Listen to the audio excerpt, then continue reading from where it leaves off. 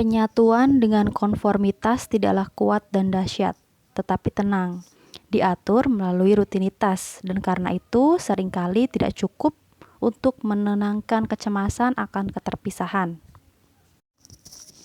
Meluasnya alkoholisme, kecanduan obat bius, seksualisme kompulsif, dan bunuh diri dalam masyarakat barat kontemporer merupakan gejala kegagalan relatif dari konformitas kumpulan. Lebih dari itu, solusi ini terutama berkaitan dengan pikiran dan bukan dengan tubuh, dan karena itu juga tidak cukup jika dibandingkan dengan solusi orgiastrik. Konformitas kumpulan hanya mempunyai satu keunggulan, ia bersifat permanen dan bukan perulangan. Individu diperkenalkan dengan pola kesesuaian pada usia 3 atau 4 tahun, dan kemudian tidak pernah lepas hubungan dengan kumpulannya. Bahkan, pemakaman dirinya yang ia sadari sebagai urusan sosial penting yang terakhir benar-benar disesuaikan dengan polanya.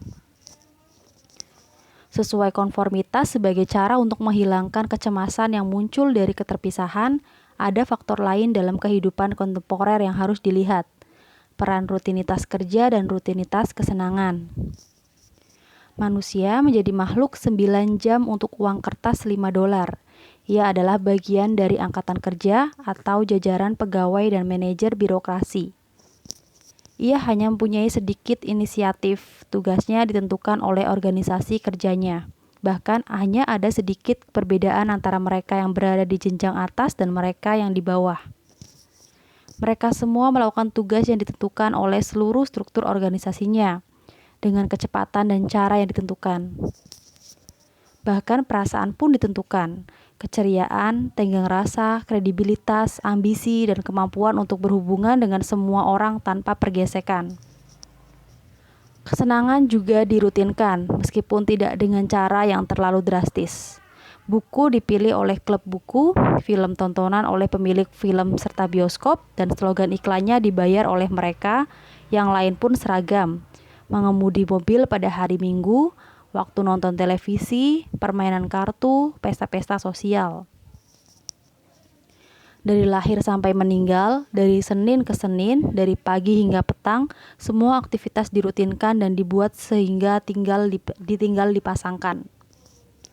Bagaimana cara agar seseorang yang terperangkap dalam jaring rutinitas ini tidak lupa bahwa dirinya adalah manusia, individu yang unik, insan yang dianugerahi hanya satu kali kesempatan hidup, dengan segala harapan dan kekecewaan, penderitaan dan ketakutan, kerinduan akan cinta, serta ketakutan akan ketiadaan dan keterpisahan.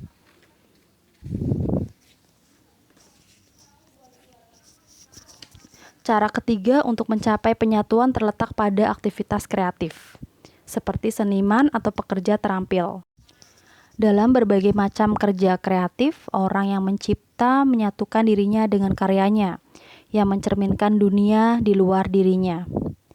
Entah tukang kayu yang membuat meja, pandai emas yang membuat perhiasan, petani kecil yang menanam jagung, atau pelukis yang membuat lukisan, dalam segala macam kerja kreatif. Pelaku dan karyanya menjadi satu. Manusia menyatukan dirinya dengan dunia dalam proses penciptaan itu. Namun, hal ini hanya berlaku untuk kerja produktif di mana saya merencanakan, menghasilkan, dan menyaksikan hasil kerja saya.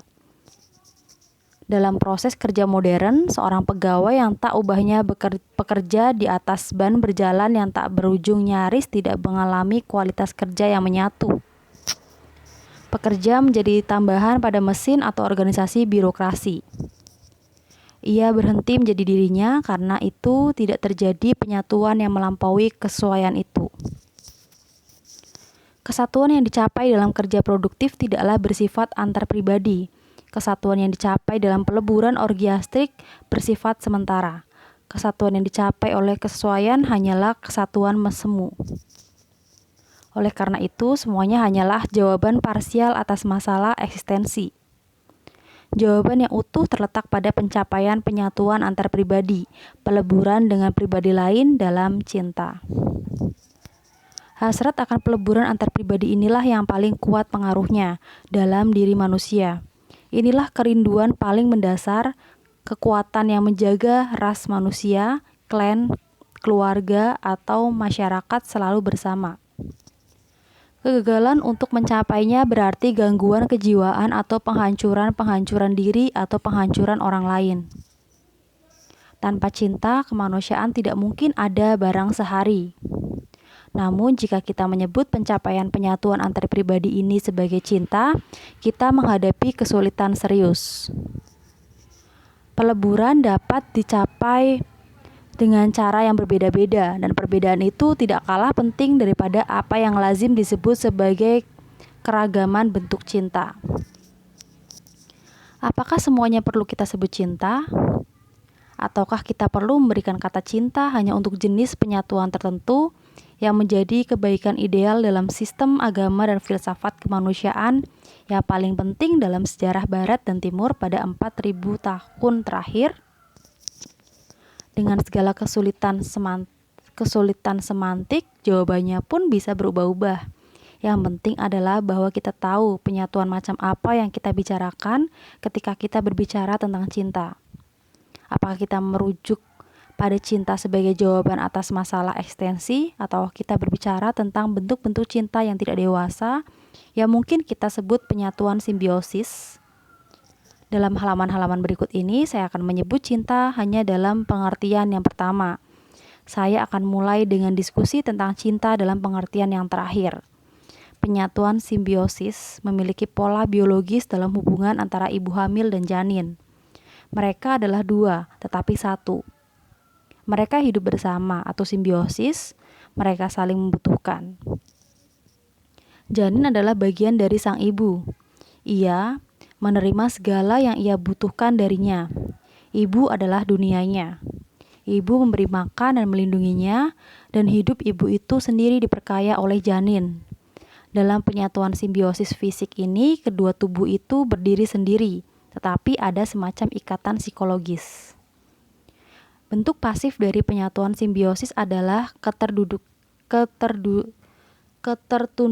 atau submission, atau jika kita menggunakan istilah klinis, masokisme. Pribadi yang masokistis keluar dari perasaan isolasi dan keterpisahan yang tak tertahankan dengan menjadikan dirinya sebagian dari bingkisan pribadi lain yang mengatur, menuntun, dan melindungi dirinya, yang seolah-olah menjadi hidup dan daya hidupnya. Kekuasaan satu pihak atas pihak yang tunduk melambung. Mungkin ia menjadi seorang pribadi atau dewa. Ia adalah segalanya. Saya bukan apa-apa, kecuali karena saya adalah bagian dari dirinya. Sebagai bagian, saya adalah bagian dari keagungan, kekuasaan, dan kepastian. Pribadi yang masokistis tidak harus mengambil keputusan, tidak harus mengambil risiko. Ia tidak pernah sendiri, namun ia tidak independen. Ia tidak mempunyai integritas.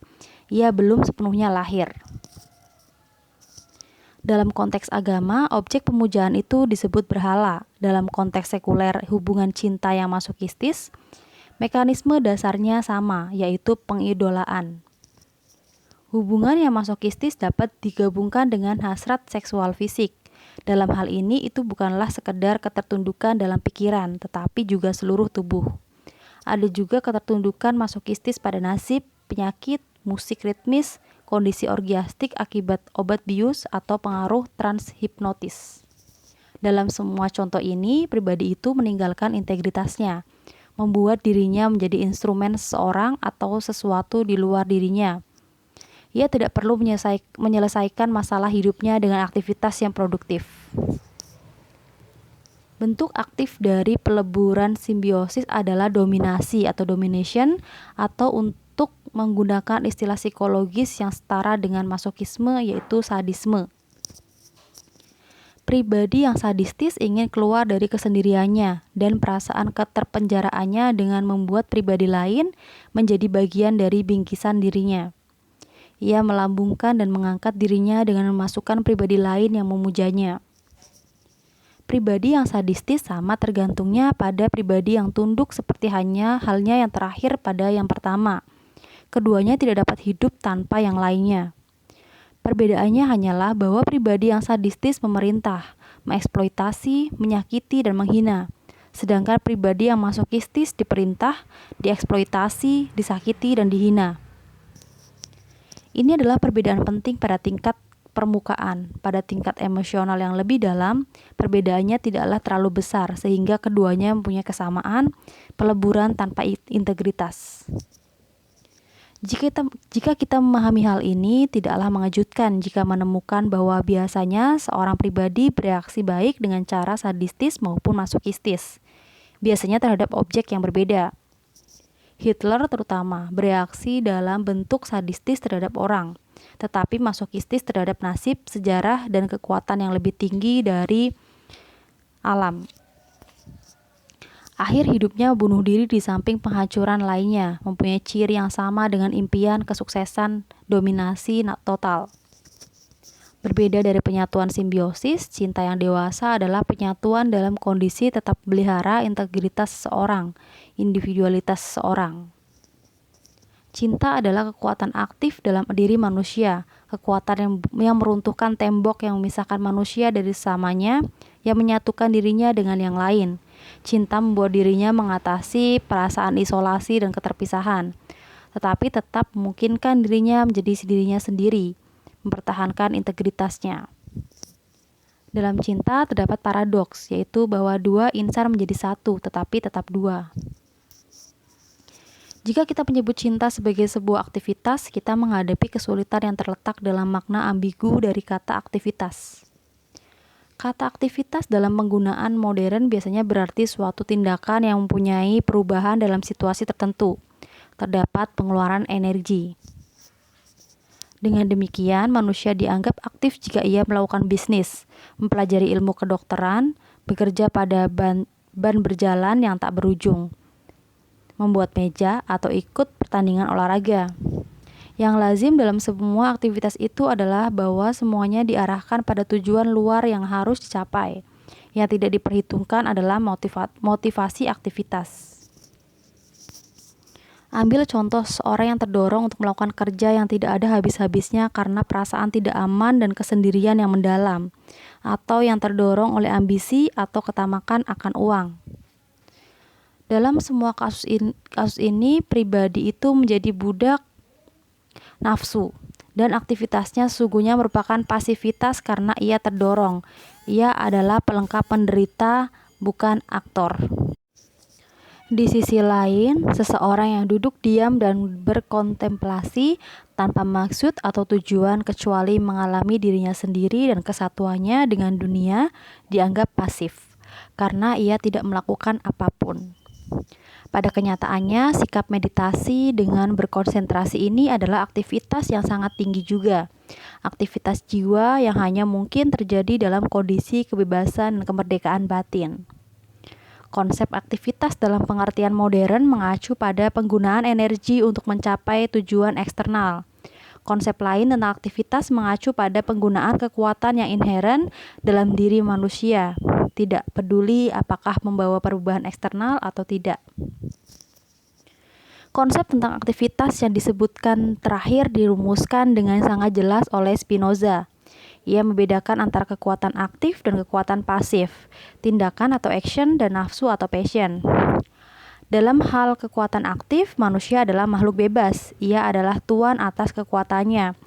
Dan dalam hal kekuatan pasif, manusia itu dikendalikan, objek dari motivasi yang tidak ia sadari. Kemudian Spinoza sampai pada pernyataan bahwa kebajikan dan kekuasaan adalah satu dan sama. Iri, cemburu, ambisi, segala macam ketamakan adalah nafsu. Cinta adalah tindakan, wujud laku dari kekuasaan manusia yang dapat dijalankan hanya dalam kebebasan dan sama sekali bukan akibat paksaan. Cinta adalah suatu tindakan, bukan suatu kekuatan pasif. Cinta berarti bertahan di dalam atau standing in, bukan jatuh atau falling for. Pada umumnya, karakter aktif dari cinta dapat digambarkan dengan pernyataan bahwa cinta pertama-tama adalah memberi, bukan menerima. Apa itu memberi? Meskipun tampaknya sederhana, jawaban atas pertanyaan ini pada kenyataannya penuh kerancuan dan kerumitan. Kesalahpahaman yang paling umum adalah pengandaian bahwa memberi berarti menyerahkan sesuatu, kehilangan, atau mengorbankan. Pribadi yang karakternya tidak berkembang melampaui taraf orientasi yang reseptif, eksploitatif, atau menimbun, merasakan tindakan memberi dengan cara seperti itu. Karakter menjual adalah kesediaan untuk memberi, tetapi semata-mata untuk ganti menerima. Memberi tanpa menerima baginya berarti tertipu. Orang yang orientasi utamanya tidak produktif merasakan tindakan pemberi sebagai suatu pemiskinan. Oleh karena itu, sebagian besar individu dari tipe ini menolak untuk memberi. Sebagian yang lain memaknai kebaikan memberi sebagai suatu pengorbanan. Mereka merasakan hal itu karena memberi itu menyakitkan. Orang seharusnya memberi. Kebaikan memberi bagi mereka semata-mata merupakan tindakan yang mendukung pengorbanan. Bagi mereka, norma bahwa lebih baik memberi daripada menerima berarti lebih baik menderita kehilangan daripada mengalami kebahagiaan. Bagi karakter yang produktif, memberi mempunyai makna yang sungguh berbeda. Memberi merupakan perwujudan paling nyata dari potensi diri. Dalam setiap tindakan memberi, saya merasakan kekuatan, kekayaan, dan kekuasaan saya. Pengalaman tentang vitalitas dan potensi diri yang semakin tinggi membuat diri saya penuh dengan kebahagiaan. Saya merasakan diri saya berlimpah, berguna, hidup, dan dengan demikian bahagia.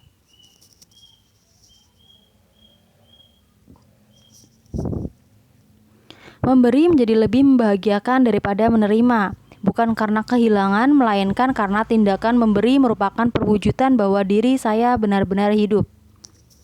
Tidaklah sulit mengetahui validitas prinsip ini dengan menerapkannya pada berbagai fenomena yang spesifik. Contoh yang paling mendasar terdapat dalam lingkup atau wilayah seks. Puncak dari fungsi seksual kaum pria terletak dalam tindakan memberi. Pria memberikan dirinya, organ seksualnya, kepada wanita. Pada saat orgasme, ia memberikan air maninya kepada si wanita. Ia tidak akan habis-habisnya memberikan jika ia mampu. Jika ia tidak dapat memberikan, ia berarti impoten. Bagi wanita, prosesnya tidak berbeda, meskipun agak lebih kompleks.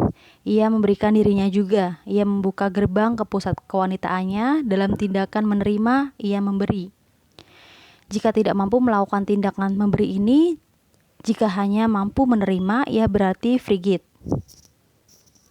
Pada dirinya, tindakan memberi muncul kembali, bukan dalam fungsinya sebagai kekasih, melainkan sebagai seorang ibu. Ia memberikan dirinya untuk pertumbuhan anak yang ia kandung. Ia memberikan susunya kepada si bayi. Ia memberikan kehangatan tubuhnya. Tidak memberi akan menjadi pengalaman yang menyakitkan. Dalam wilayah materi, memberi berarti kaya. Yang disebut kaya bukanlah siapa yang mempunyai banyak, melainkan siapa yang memberi banyak. Secara psikologis, penimbun yang gelisah karena khawatir kehilangan sesuatu adalah orang yang miskin dan melarat, tidak peduli berapa banyak yang ia miliki. Barang siapa yang mampu memberikan dirinya berarti kaya. Ia merasakan dirinya sebagai seseorang yang dapat mempersembahkan dirinya untuk orang lain. Pribadi yang sama sekali tidak mampu memenuhi kebutuhan yang paling dasar memang tidak akan mampu menikmati tindakan memberi segala hal yang bersifat materi. Namun pengalaman sehari-hari menunjukkan bahwa apa yang dianggap sebagai kebutuhan minimal sangat tergantung pada karakter diri seseorang di samping harta miliknya. Maka seringkali diakui bahwa orang miskin justru lebih mempunyai kesediaan untuk memberi daripada orang kaya. Namun kemiskinan yang melewati batas tertentu mungkin membuatnya mustahil untuk memberi dan sedemikian merendahkan martabat, bukan semata-mata karena penderitaannya itu, melainkan karena kenyataan bahwa hal itu mencerabut kebahagiaan memberi dari hidup orang miskin. Namun wilayah memberi yang paling penting bukanlah wilayah materi, melainkan terutama terletak pada diri manusia sendiri. Apa yang diberikan seseorang kepada orang lain, ia memberikan dirinya. Yang paling berharga pada dirinya, ia memberikan hidupnya. Hal ini tidak selalu berarti bahwa ia mengorbankan hidupnya untuk orang lain, namun bahwa ia memberikan apa yang hidup di dalam dirinya. Ia memberikan kebahagiaan, minat, pemahaman, pengetahuan, kejenakaan, atau kesedihannya. Semua ekspresi dan manifestasi dari apa yang hidup di dalam dirinya. Dengan memberikan hidupnya, ia memperkaya orang lain. Ia melejitkan kepenuhan hidupnya dengan melejitkan kepenuhan hidupnya sendiri. Ia tidak memberi untuk menerima. Memberi pada dirinya sendiri merupakan kebahagiaan yang sangat indah. Namun, dalam memberi, ia tidak ada habis-habisnya mempersembahkan sesuatu ke dalam hidup orang lain. Dan apa yang dipersembahkan pada kehidupan inilah yang memantul kembali pada dirinya. Dengan memberi secara tulus, ia tidak habis-habisnya menerima apa yang diberikan kepadanya.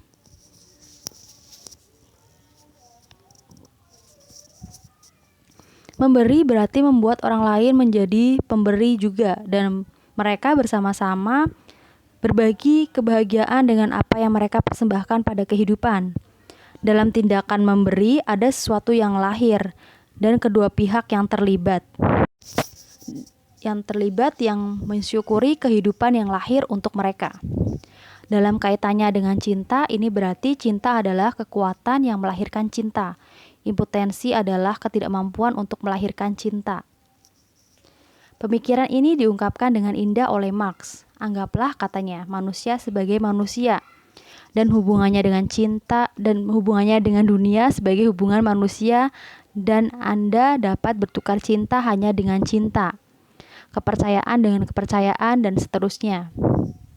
Jika Anda ingin menikmati seni, Anda harus menjadi pribadi yang terlatih dengan nilai-nilai seni.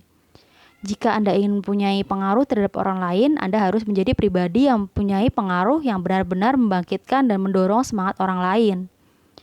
Setiap hubungan Anda dengan manusia dan alam harus merupakan wujud nyata dari kehidupan individual Anda sesungguhnya, yang sesuai dengan objek kehendak Anda. Jika Anda mencintai tanpa membangunkan cinta, yaitu jika cinta Anda tidak melahirkan cinta, jika dengan mengungkapkan ekspresi kehidupan sebagai seorang pribadi yang mencintai, Anda tidak membuat diri Anda menjadi pribadi yang dicintai, itu berarti cinta Anda impoten, suatu kemalangan. Namun memberi berarti menerima, bukan hanya dalam cinta. Guru diajar oleh para murid, aktor dirangsang oleh penonton, psikoanalis disembuhkan oleh pasiennya. Hanya saja mereka tidak memperlakukan satu sama lain sebagai objek, melainkan saling berhubungan secara ikhlas dan produktif. Sekiranya tidak perlu ditandaskan kembali kenyataan bahwa kemampuan untuk mencintai sebagai tindakan memberi tergantung pada perkembangan karakter seorang pribadi. Hal itu mensyaratkan pencapaian orientasi yang sangat produktif. Dalam orientasi ini, seorang pribadi telah mengatasi ketergantungan, kemahakuasaan narsistik, nafsu untuk mengeksploitasi orang lain, atau untuk menimbun, dan mempunyai keyakinan terhadap kekuatan manusiawinya, berani bersandar pada kekuatannya untuk mencapai tujuannya. Apabila belum mencapai kualitas hingga tingkat seperti itu, ia takut untuk memberikan dirinya untuk mencintai. Lebih dari unsur memberi, karakter aktif dari cinta terlihat jelas dalam kenyataan bahwa cinta selalu mengimplikasikan unsur-unsur dasar tertentu yang lazim pada segala bentuk cinta. Unsur-unsur itu adalah perhatian, tanggung jawab, rasa hormat, dan pengetahuan. Perhatian sebagai implikasi cinta terlihat sangat jelas dalam cinta ibu kepada anaknya. Kita akan meragukan ketulusan cintanya jika kita melihat ia tidak mempunyai perhatian pada bayinya, jika ia abai memberinya makan, memandikan, dan memberikan kenyamanan fisik. Dan kita terkesan dengan cintanya jika kita melihat perhatiannya pada anaknya. Bahkan tidak ada bedanya dengan cinta pada binatang atau bunga. Jika seorang wanita mengatakan bahwa ia mencintai bunga dan kita melihat bahwa ia lupa menyiraminya, kita tidak akan mempercayai cintanya pada bunga. Cinta adalah perhatian aktif pada kehidupan dan pertumbuhan dari apa yang kita cintai. Di mana tidak ada perhatian aktif, tidak ada cinta. Unsur cinta ini digambarkan dengan indah dalam kitab Yunus. Allah berfirman kepada Yunus agar pergi ke Niniwe untuk memperingatkan para penduduknya yang akan dihukum jika tidak meninggalkan kejahatan mereka. Yunus melarikan diri dari tugas perutusannya karena ia takut bahwa orang Niniwe akan bertobat dan bahwa Allah akan mengampuni mereka. Yunus adalah seorang yang sangat taat dan patuh pada hukum, tetapi tanpa cinta. Akan tetapi dalam usahanya melarikan diri, ia justru masuk ke perut ikan paus yang melambangkan kondisi isolasi dan keterpenjaraan karena tidak adanya cinta dan solidaritas pada dirinya. Allah menyelamatkan dirinya dan Yunus pergi ke Niniwe. Ia menasehati para penduduk sesuai dengan apa yang telah difirmankan Allah kepadanya, dan terjadilah apa yang ia takutkan. Orang-orang Niniwe menyesali dosa-dosa mereka, bertobat, dan Allah mengampuni mereka serta memutuskan untuk tidak menghancurkan kota itu. Yunus sangat marah dan kecewa. Ia menuntut keadilan, bukan memohon kerahiman Allah. Akhirnya ia merasakan kenyamanan di bawah naungan pohon yang Allah tumbuhkan untuk melindunginya dari terik matahari. Namun ketika Allah membuat pohon itu layu, Yunus bermuram durja dan menghujat Allah. Allah menjawab, "Engkau sayang kepada pohon jarak itu, yang untuknya sedikit pun engkau tidak berjerih payah dan tidak engkau tumbuhkan, yang tumbuh dalam satu malam dan binasa dalam satu malam pula. Bagaimana aku tidak akan sayang kepada Niniwe, kota yang besar itu, yang berpenduduk lebih dari 120 orang, yang semuanya tak tahu membedakan tangan kanan dari tangan kiri, dan dengan ternaknya yang banyak."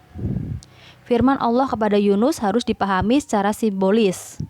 Allah menjelaskan kepada Yunus bahwa inti dari cinta adalah berjerih payah untuk mendapatkan sesuatu dan membuat sesuatu tumbuh, bahwa cinta dan jerih payah tidak dapat dipisahkan. Orang mencintai apa yang didapatkan dengan jerih payah, dan orang berjerih payah untuk mendapatkan apa yang ia cintai. Perhatian dan kepedulian mengimplikasikan aspek lain dari cinta, yaitu tanggung jawab. Dewasa ini tanggung jawab seringkali diartikan sebagai kewajiban, sesuatu yang ditentukan bagi seseorang dari luar. Namun tanggung jawab dalam arti sesungguhnya adalah suatu tindakan yang sepenuhnya bersifat sukarela. Itulah tanggapan saya, entah terucapkan atau tidak, terhadap kebutuhan manusia lain. Bertanggung jawab berarti mampu dan siap menanggapi. Yunus merasa tidak bertanggung jawab terhadap penduduk Niniwe. Sama seperti Kain, ia justru mempertanyakan, apakah aku penjaga adikku? Pribadi yang mencintai pasti tanggap. Hidup adiknya bukan semata-mata urusan adiknya, melainkan urusan dirinya juga. Ia merasa bertanggung jawab terhadap sesamanya, seperti halnya ia bertanggung jawab kepada dirinya sendiri. Dalam hubungan antara ibu dan bayinya, tanggung jawab ini terutama mengacu pada perhatian terhadap kebutuhan jasmani. Dalam cinta di antara orang dewasa, tanggung jawab pertama-tama mengacu pada kebutuhan psikis orang lain. Tanggung jawab bisa dengan mudah jatuh menjadi dominasi dan kuasa memiliki, yang bertolak belakang dengan komponen cinta yang ketiga, yaitu rasa hormat. Rasa hormat bukanlah rasa takut dan terpesona. Menurut akar katanya, yaitu respicer atau melihat.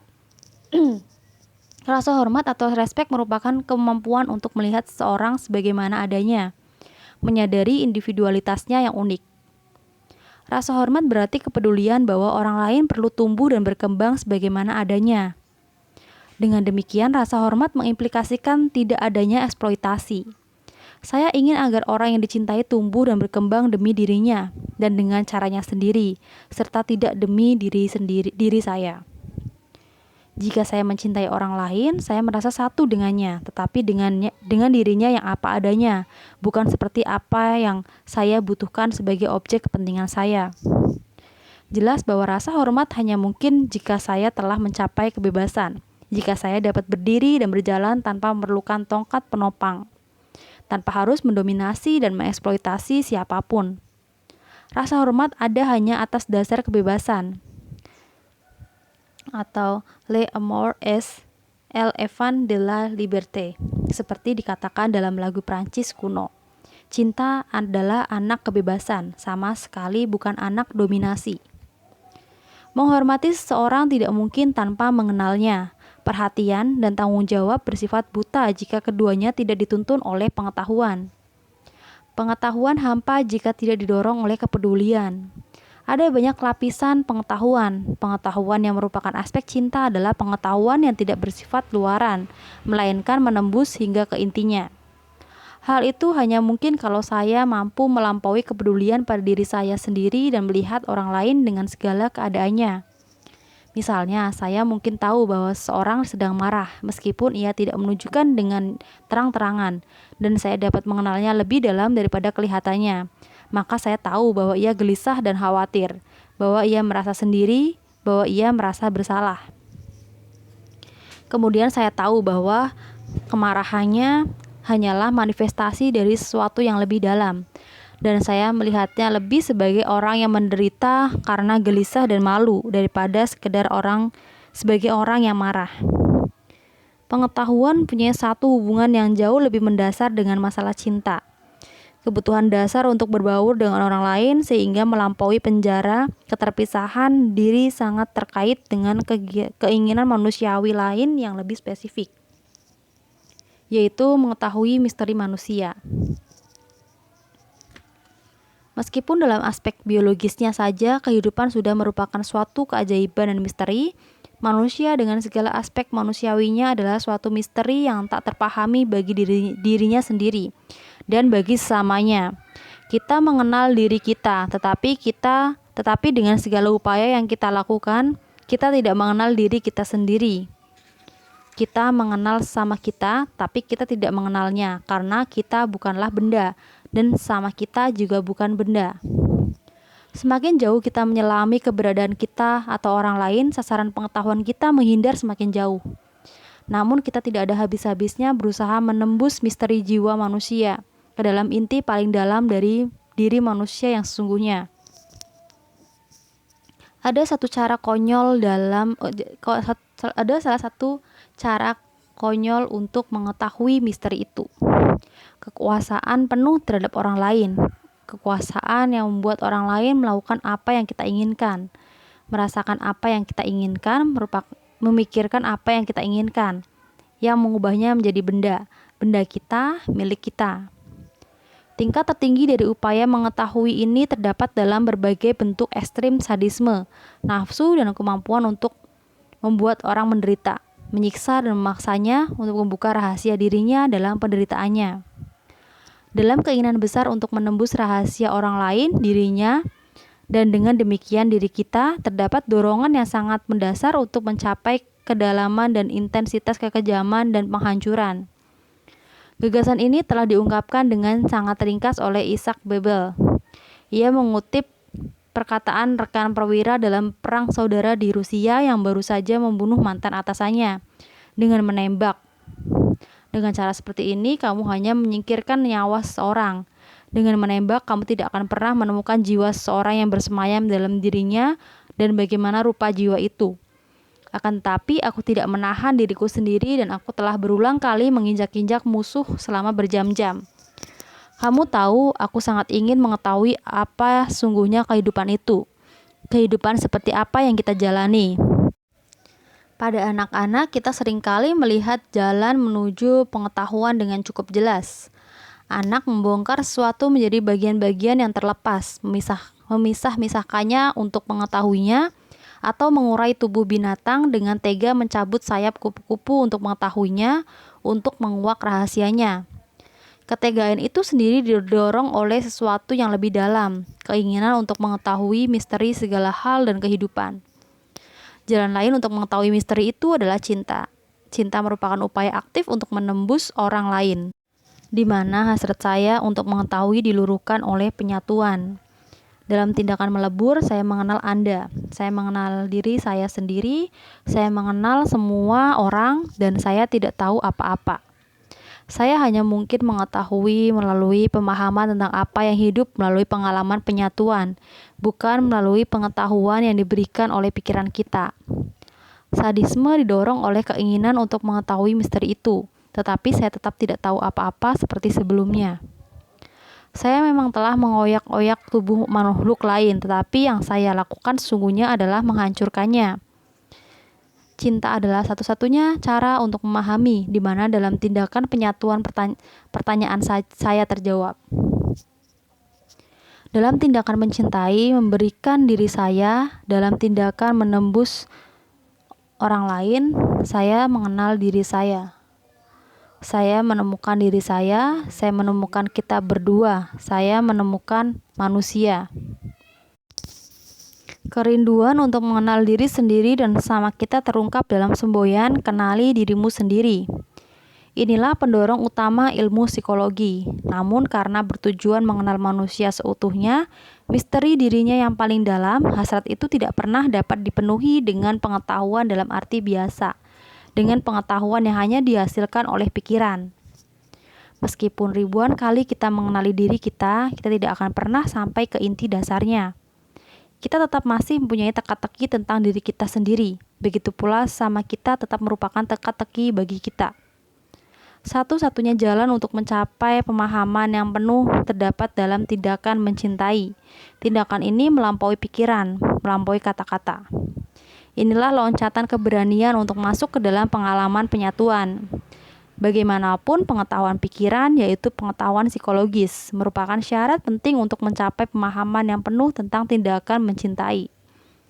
Saya harus mengenal orang lain dari diri saya sendiri secara objektif untuk dapat melihat kenyataan dirinya, atau lebih dari itu, mengatasi ilusi dan bayangan distortif rasional kita terhadapnya. Hanya dengan mengenal manusia secara objektif, saya dapat mengenalnya dalam hakikat dirinya yang paling dasar, dalam tindakan cinta. Masalah dalam mengenal manusia sejajar dengan masalah agama dalam mengenal Allah. Dalam teologi Barat kuno, upaya untuk mengenal Allah dan membuat pernyataan tentang Allah dilakukan dengan pikiran.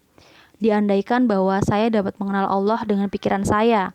Dalam mistisisme yang merupakan hasil lanjut dan monoteisme atau seperti yang akan saya coba tunjukkan nanti, upaya untuk mengenal Allah dihentikan oleh pikiran dan digantikan oleh pengalaman penyatuan dengan Allah, di mana tidak ada lagi ruang dan tidak ada kebutuhan bagi pengetahuan tentang Allah.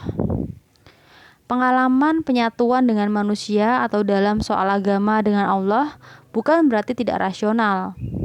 Seperti ditunjukkan oleh Albert Schweitzer, bahwa hal itu justru merupakan konsekuensi dari rasionalisme, konsekuensi yang paling berani dan radikal. Hal itu didasarkan pada pengetahuan kita tentang berbagai keterbatasan fundamental dan bukan hanya kebetulan dari pengetahuan kita. Inilah pengetahuan di mana kita tidak akan pernah memahami misteri manusia dan alam semesta, tetapi kita dapat mengenalinya dalam tindakan mencintai. Psikologi sebagai sebuah ilmu mempunyai keterbatasan, dan sebagaimana mistisisme merupakan konsekuensi logis dari teologi, konsekuensi dasar dari psikologi adalah cinta. Perhatian, tanggung jawab, rasa hormat, dan pengetahuan mempunyai keterkaitan satu sama lain. Semuanya merupakan sindrom sikap yang terdapat dalam pribadi yang dewasa, yaitu pribadi yang mengembangkan potensi dirinya secara produktif. Mau bersusah payah untuk mencapainya, meninggalkan impian narsistik tentang kemahatauan dan kemahakuasaan, dan mempunyai kerendahan hati yang berbasis pada kekuatan batin yang hanya mungkin dicapai melalui aktivitas yang benar-benar produktif.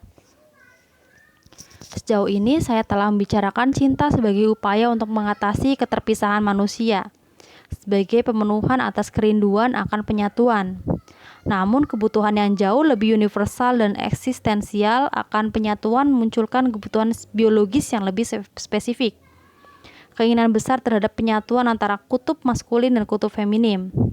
Gagasan tentang polarisasi ini terungkap dengan sangat jelas dalam mitos bahwa sejak semula pria dan wanita adalah satu, bahwa mereka terbelah, dan sejak itu belahan kepriaan mencari belahan kewanitaan yang hilang darinya untuk bersatu kembali dengannya.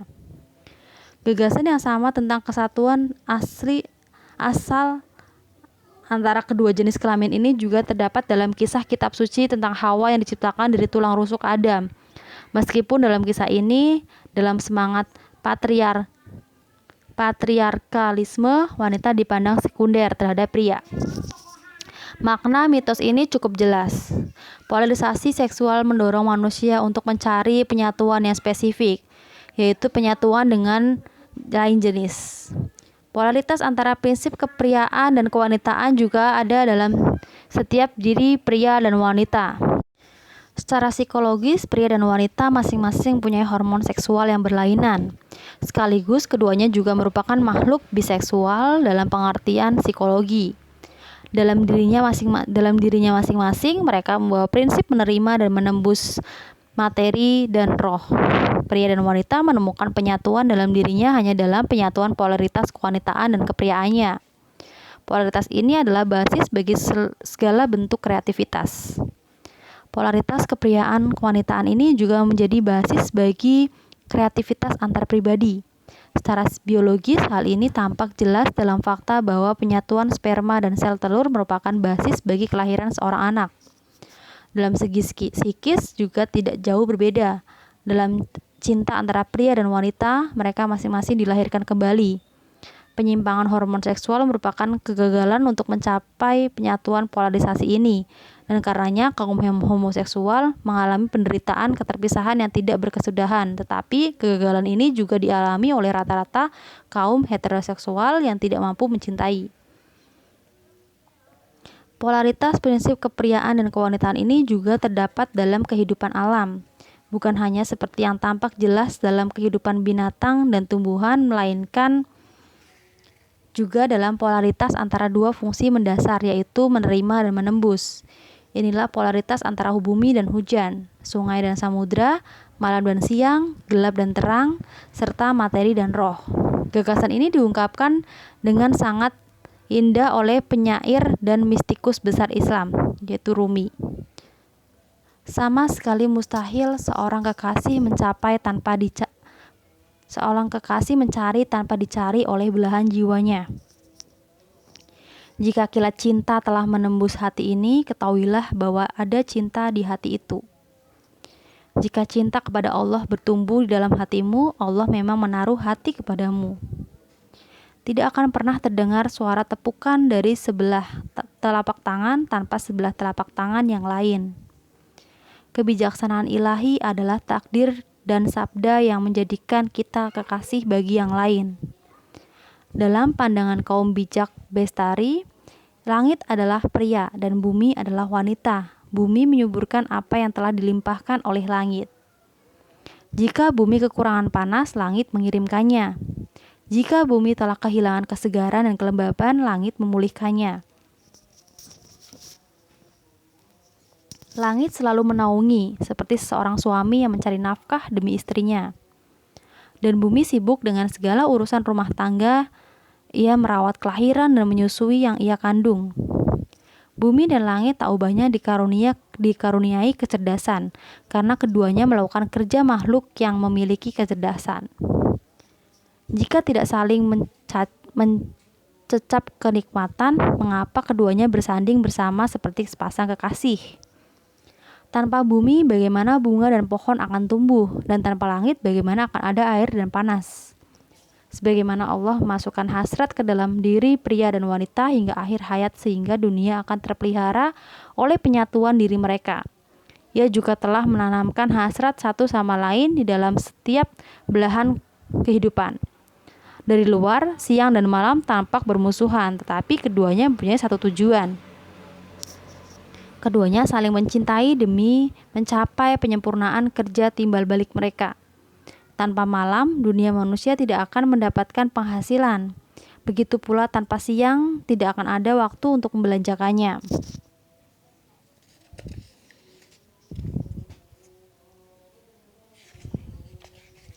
Masalah polaritas kepriaan kewanitaan membawa kepada pembahasan tentang persoalan cinta dan seks. Sebelumnya, saya pernah berbicara tentang kekeliruan Freud yang lebih melihat cinta semata-mata sebagai ungkapan atau sublimasi dari naluri seksual daripada menyadari bahwa hasrat seksual merupakan salah satu manifestasi dari kebutuhan akan cinta dan penyatuan. Namun, kekeliruan Freud jauh lebih dalam. Sejalan dengan materialisme psikologis, ia melihat naluri seksual sebagai akibat ketegangan kimiawi dalam tubuh yang menimbulkan rasa sakit dan berusaha mencari pelepasan. Tujuan hasrat seksual adalah pelepasan ketegangan yang menyakitkan ini. Kepuasan seksual merupakan hasil yang diinginkan dari pelepasan ini.